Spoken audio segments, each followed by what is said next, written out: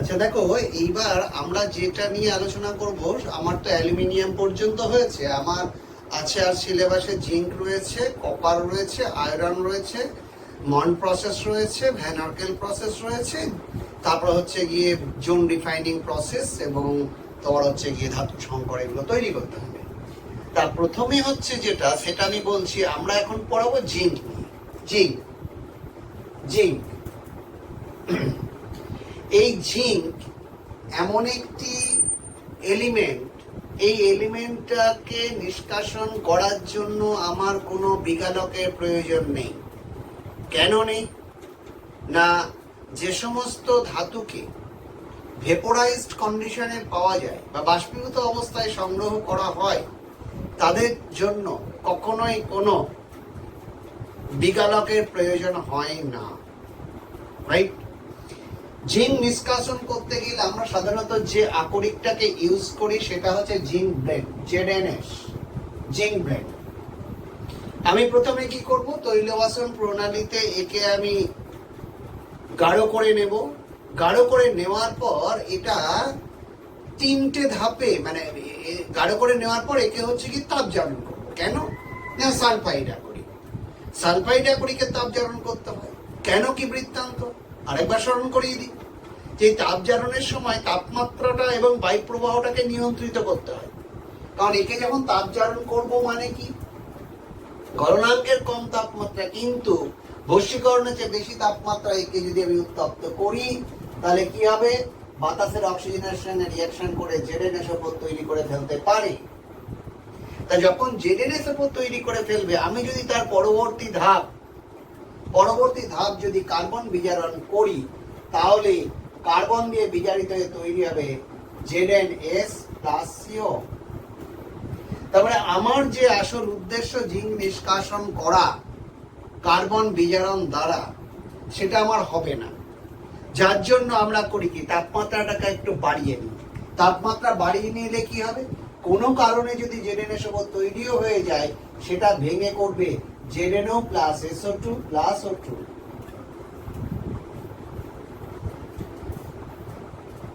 তাহলে আমরা পেয়ে গেলাম ZnO, মানে মূল থিমটা হচ্ছে এইটা, ZnS থেকে ZnO করব, সেই ZnO কে আমি কার্বন দ্বারা বিজারিত করে কি তৈরি করব, Zn+CO করব।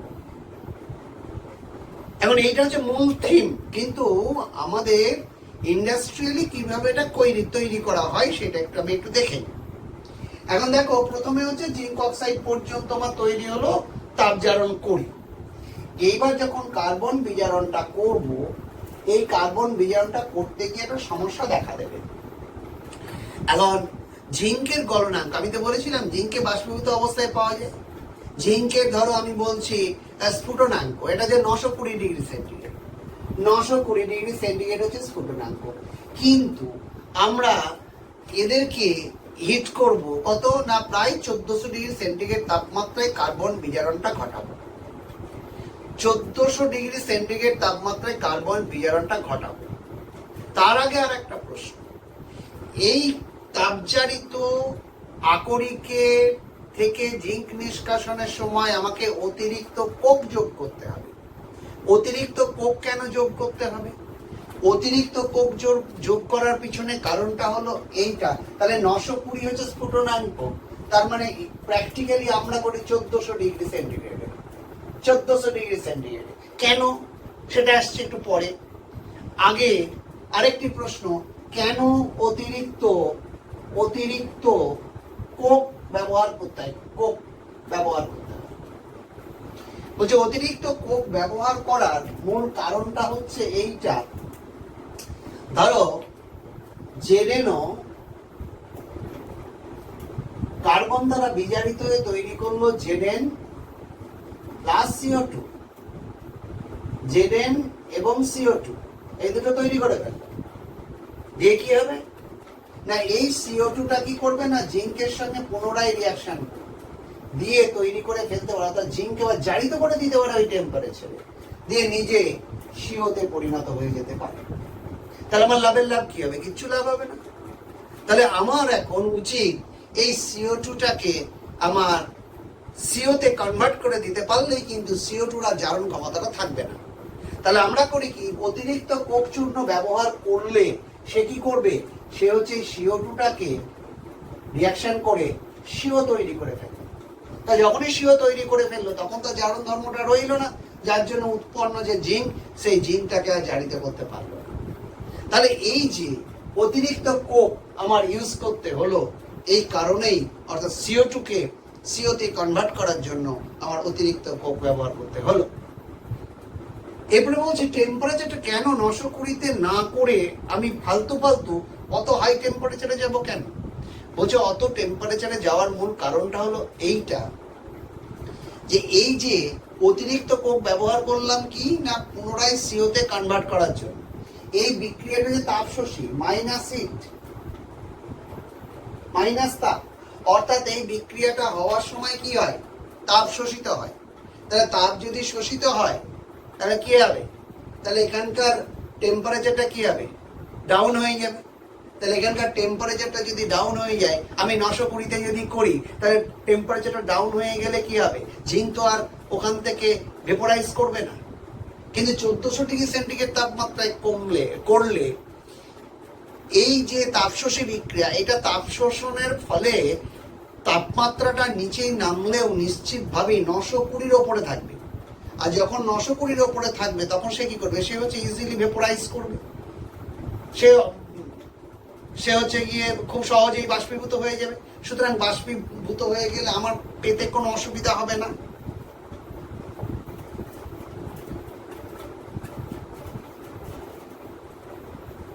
এইবার হচ্ছে গিয়ে কি, এখানে একটা জিনিস জানতে হবে, যে এই জিঙ্ক যেটা বাষ্পীভূত হলো, এই জিঙ্কটা বাষ্পীভূত হচ্ছে, এবং মনে রাখবে প্রলং বলে একটা টার্ম আমি ইউজ করব। প্রলংটা কি, প্রলং বলছে যে এই যে পাত্রটায় যেখানে জিঙ্কটা এক্সট্রাক্ট হচ্ছে, এই যে নলটা, এই নলটা হচ্ছে ধাতব নল।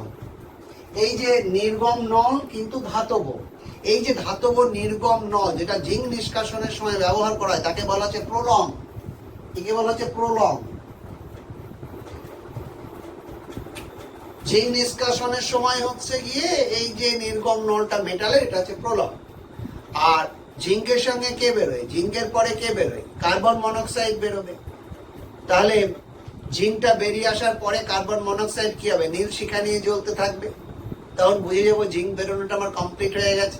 যে জিঙ্কটা বাষ্পীভূত অবস্থায় বেরোলো তাকে কি করলাম না, মাটির শীতকের মধ্যে ওকে আমি কালেক্ট করলাম। তাহলে এইভাবে আমার জিঙ্কটা নিষ্কাশন করলাম। এখন প্রশ্ন হচ্ছে যে তাহলে আমরা ব্লাস্ট ফার্নেস ব্যবহার করি না কেন জিঙ্ক নিষ্কাশনের সময়?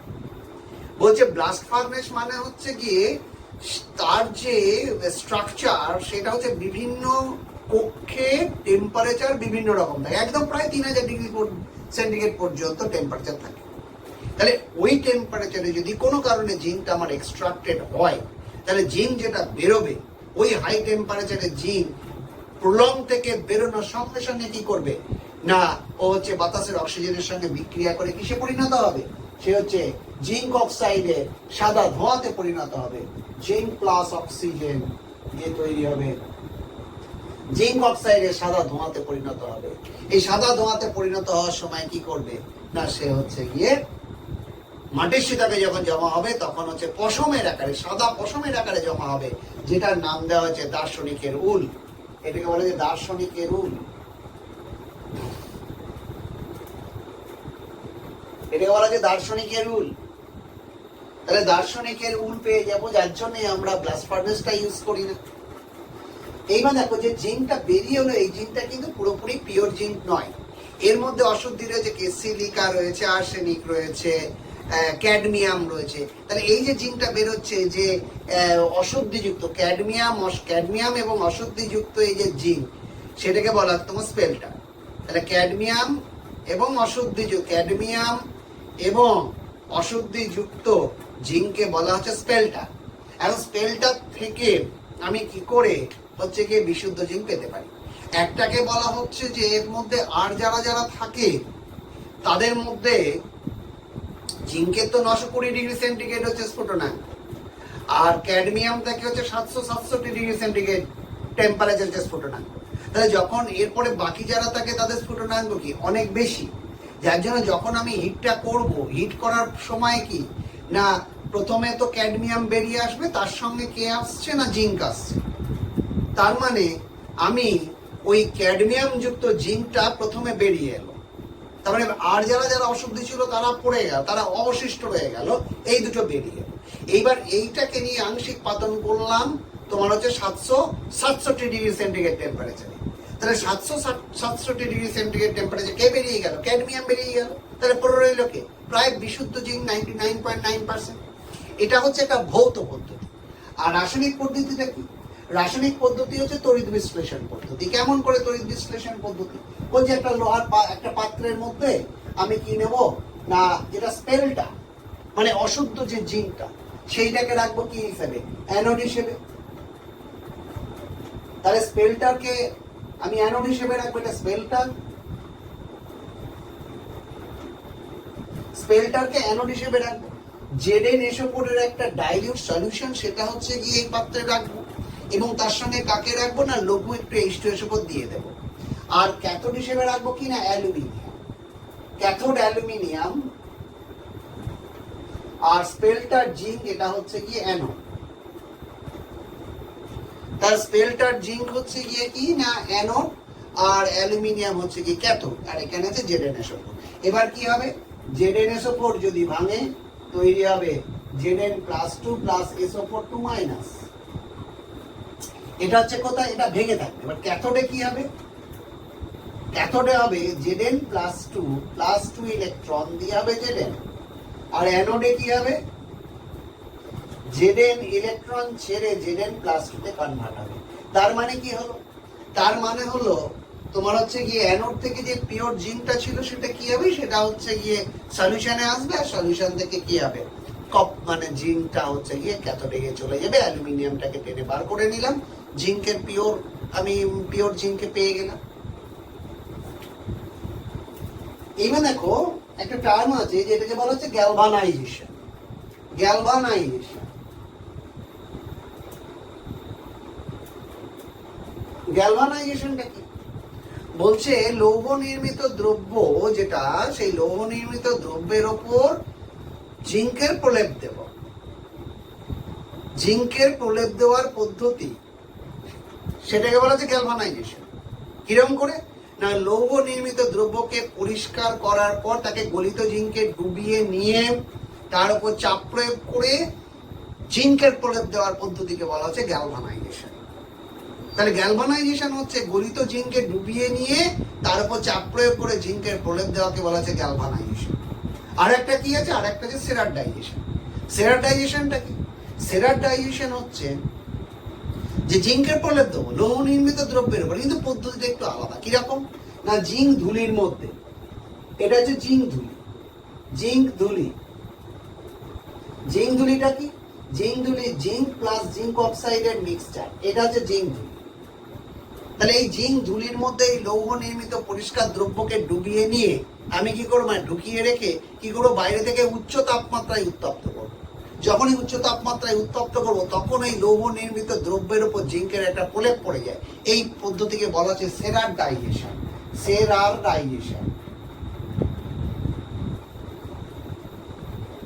ঠিক গ্যালভানাইজেশন যেভাবে করা হয়, টিন লেপনটা অর্থাৎ লৌহ নির্মিত দ্রব্যের উপর টিনেরও প্রলেপ দেওয়া হয়, সেটাকে বলা হচ্ছে তোমার টিন লেপন। এখন প্রশ্ন হচ্ছে যে ধরো লৌহ নির্মিত দ্রব্যের গ্যালভানাইজেশন করা হলো, টিন লেপন করা হলো, কোনটা মানে অপেক্ষাকৃত উপাদেয়? বলছি উপাদেয় হচ্ছে অবভিয়াসলি গ্যালভানাইজডটা। কারণ কি? কারণ হচ্ছে ধরো গ্যালভানাইজড কোনো একটা লৌহ নির্মিত দ্রব্যের উপরিতল হচ্ছে ক্র্যাক হয়ে গেল। যখন ক্র্যাক হয়ে গেলে ভেতরে কি লোহাটা বেরিয়ে গেল, আর ওপরে জিঙ্ক রয়েছে। তাহলে ভিতরে লোহা বেরিয়ে গেছে, ওপরে জিঙ্ক রয়েছে। এইবার কি হয়? ধনাত্মক তড়িৎ রাশি সেই কে আছে? জিঙ্ক ওপরে রয়েছে। তাহলে জলবায়ু দ্বারা আক্রান্তটা প্রথমে কি হবে? জিঙ্ক হবে, আয়রনটা বেঁচে যাবে। কিন্তু যদি টিন লেপন করি তার মানে কি? ভেতরে রইল আয়রন আর ওপরে রইল কি? টিন। তাহলে ওপরে রইল টিন। এরপরে কি হবে না, যখন জলবায়ু দ্বারা আক্রান্ত হবে তখন আক্রান্তটা কে হবে? ভেতরে লোহাটা হবে। আমার আসল উদ্দেশ্য তো লোহাটাকে বাঁচানো, কিন্তু সেটা আমি পারছি না, টিনটা তোমার হচ্ছে আক্রান্ত হওয়ার পরিবর্তে লোহাটা আক্রান্ত হবে, যার জন্য টিন লেপনের চেয়ে গ্যালভানাইজেশনটা হচ্ছে অধিকতর উপাদেয়। এরপরে যেটা বলছে যে লিথোফোন। What is লিথোফোন? লিথোফোন টার্মটা একটু মনে রাখতে হবে। লিথোফোন এটা হচ্ছে বেরিয়াম সালফাইড এবং জিঙ্ক সালফেটের মিক্সচার। সাদা রং তৈরিতে কাজে লাগে। বেরিয়াম সালফাইড এবং জিঙ্ক সালফেটের মিশ্রণকে বলা হচ্ছে লিথোফোন। কি করে না, এরা পরস্পরের সঙ্গে যুক্ত হয়ে যায়, যুক্ত হয়ে গিয়ে কি তৈরি করে? বেরিয়াম সালফেট প্লাস হচ্ছে জিঙ্ক সালফাইড। এটা সাদা রং তৈরিতে কাজে লাগে। তাহলে বেরিয়াম সালফেট এবং জিঙ্ক সালফাইড এদের যে মিক্সচারটা, এটাকে বলা হচ্ছে লিথোফোন। মানে এইটাকে লিথোফোন বলে, ওপরেরটাকে লিথোফোন বলে, কারণ ভেতরে ওরা তৈরি করে এই জিনিসটা, একে লিথোফোন বলে। এইবার দেখো জিঙ্কের মানে জিঙ্কের শনাক্তকরণ মানে জিঙ্ক আয়ন। আমাদের ল্যাবেতে যখন হচ্ছে কি মেটাল আয়ন হিসেবে Zn+2 কে শনাক্ত করতে তখন কিভাবে করি? তখন বলছে ধরো জিঙ্কের কোনো একটা মানে আমরা কি করি, আমরা গ্রুপ অ্যানালিসিস করতে গিয়ে একটা সময় গিয়ে পৌঁছই কি না, স্যাম্পেলের সলিউশনের মধ্যে আমি অ্যামোনিয়াম ক্লোরাইড অ্যামোনিয়াম হাইড্রোক্সাইড দিয়ে আমি কি করি না, H2S গ্যাস পাঠাই।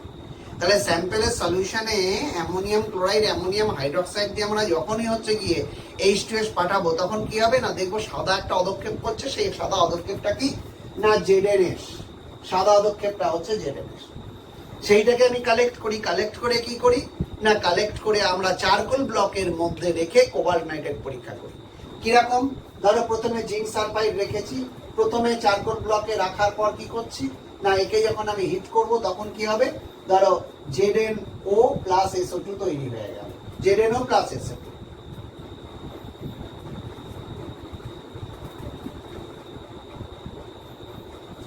তাহলে ZnO প্লাস SO2। এইবার যে ZnOটা তৈরি হলো, আমি করলাম কি, ওর মধ্যে 2 ফোঁটা কোবাল্ট নাইট্রেট দিলাম, CONO3 all twice, cobalt nitrate. এই কোবাল্ট নাইট্রেটকে যখন আমি হিট দেবো, মানে এটা 2 ফোঁটা দেওয়ার পর আমি যখন হিট করব, তার প্রথমে কোবাল্ট নাইট্রেটটা ভাঙবে, ভেঙে কি তৈরি করবে, কোবাল্টিক oxide plus NO2 plus O2। এই কোবাল্টিক অক্সাইড কি করছে না, ZnOর সঙ্গে রিঅ্যাকশন করে ZnCO2 জিঙ্ক কোবাল্টেট, এটা হচ্ছে জিঙ্ক কোবাল্টেট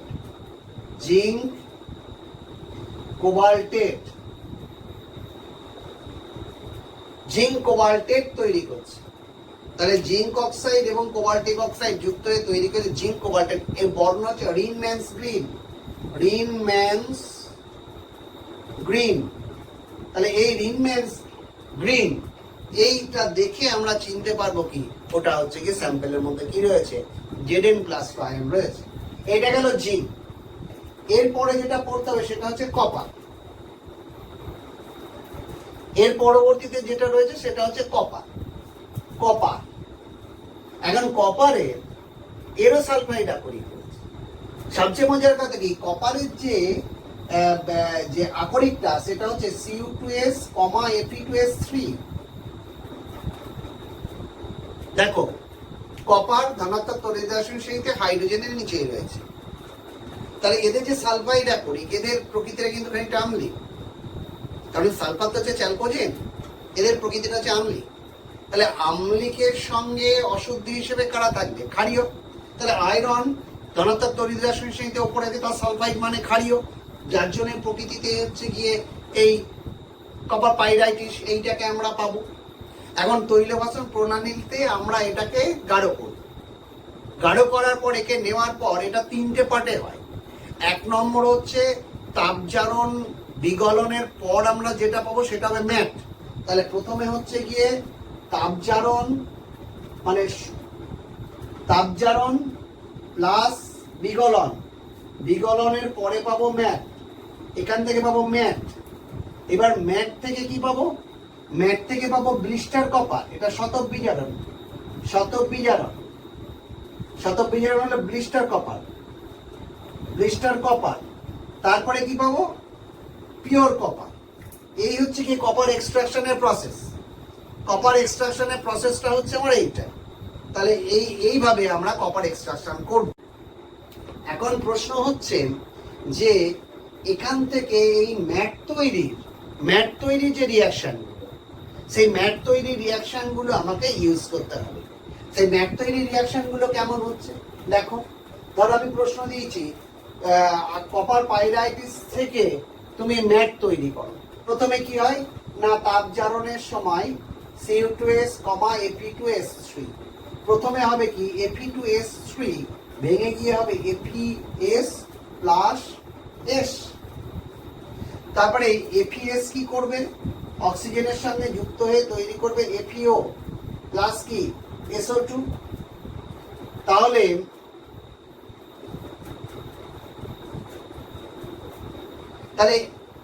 FeS আলটিমেটলি কিসে কনভার্ট হলো, FeO তে কনভার্ট হলো। এইবার কোনো কারণে যদি Cu2S বাতাসের অক্সিজেন দ্বারা জারিত হয়ে Cu2O হয়েও যায় প্লাস SO2, এই Cu2ওটা অবিকৃত FeS এর সঙ্গে রিয়াকশন করে এগেন ফাইনালি ওরা কনভার্ট হয়ে যাবে কিসে, Cu2S এ কনভার্ট হয়ে যাবে প্লাস SO2।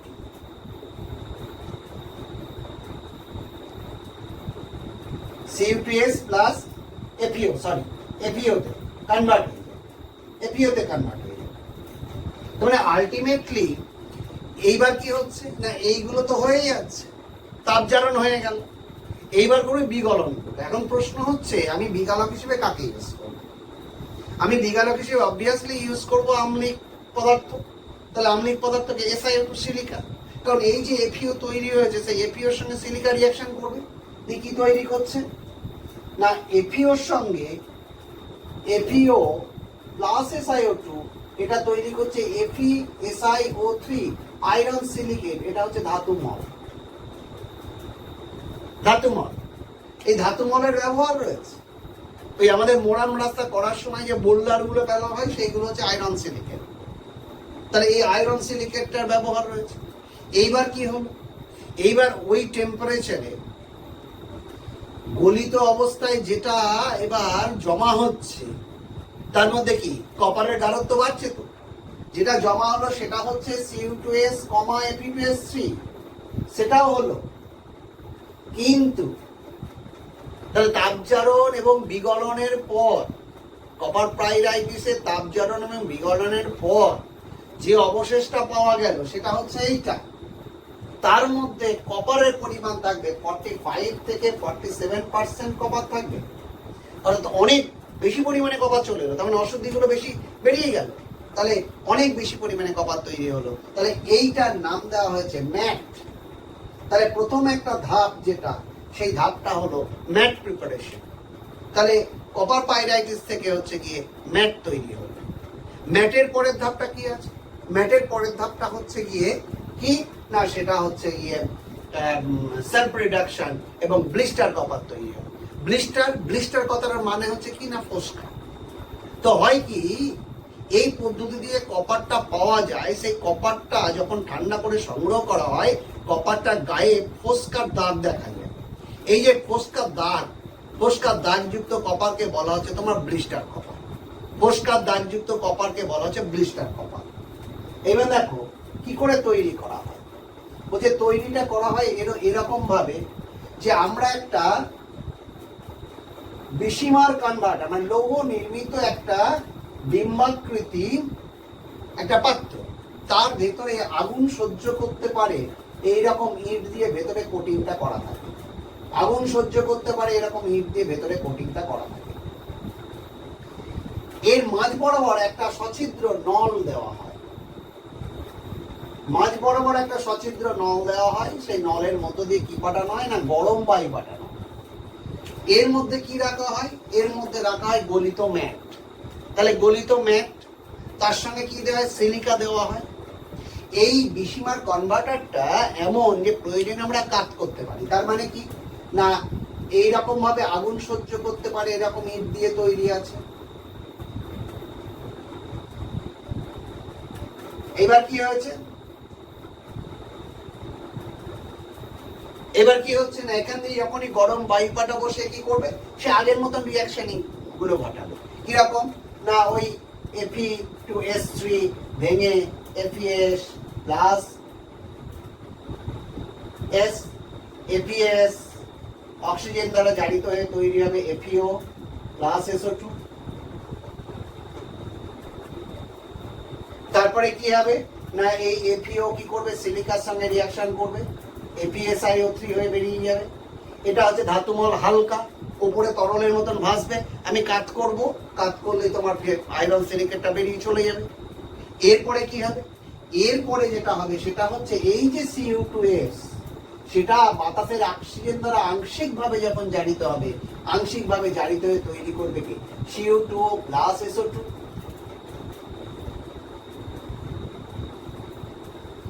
তারপরে কি করবে না এই যে আংশিকভাবে জারিত হয়ে Cu2O তৈরি হলো, তারা এবার স্বতঃস্ফূর্তভাবে কি করবে না অবিকৃত Cu2S এর সঙ্গে রিঅ্যাকশন করবে, দিয়ে তৈরি করবে 6Cu প্লাস SO2, অর্থাৎ গলিত কপার সেটা হচ্ছে এই পাত্রের তলদেশে জমা হবে। এবং যখন ঠান্ডা হয়ে যাবে তখন তার ভেতর থেকে যে SO2 বেরিয়ে যাবে, তার জন্য যে ক্ষতটা তৈরি হবে, এই ক্ষতযুক্ত কপারকে বলা হচ্ছে কি ব্লিস্টার। ক্ষতযুক্ত কপারকে বলা হচ্ছে ব্লিস্টার কপার, রাইট? বেশ, এই না দেখো এইবার কি হয়েছে, এবার একটা প্রশ্ন উঠছে যে এই যে নলটা, সছিদ্র নলটা যেটা আমি পাঠিয়েছিলাম সেটা কোথায় পাঠিয়েছিলাম? ঠিক ওই যেটা ব্লিস্টার কপার, যে বিসমার্ক কনভার্টারটা মাঝ বরাবর। কেন তলা দিয়ে পাঠানো হয়, কেন মাঝ বরাবর দেওয়া হয়েছে? তলা দিয়ে পাঠানো এই হয়নি এই কারণে এখানে যে কপারটা তৈরি হবে, সেই কপারটা কি হবে, তাহলে বাতাসের অক্সিজেন দ্বারা জারিত হয়ে যেতে পারে। গরম বাতাস সবসময় কি উপরের দিকে যায়, কিন্তু মাঝে দেওয়ার পরে কি হচ্ছে, নিচেই কে রয়েছে, গলিত কপার। তাহলে সেটা তো আর বাতাসের অক্সিজেনের সঙ্গে টাচে আসতে পারছে না, যার জন্য ব্লিস্টার কপারটা নিচেতেই পড়ে থাকবে এবং এই কপার অক্সাইডে পরিণত হবে না। এইটা হচ্ছে ব্লিস্টার কপার তৈরির রিঅ্যাকশন।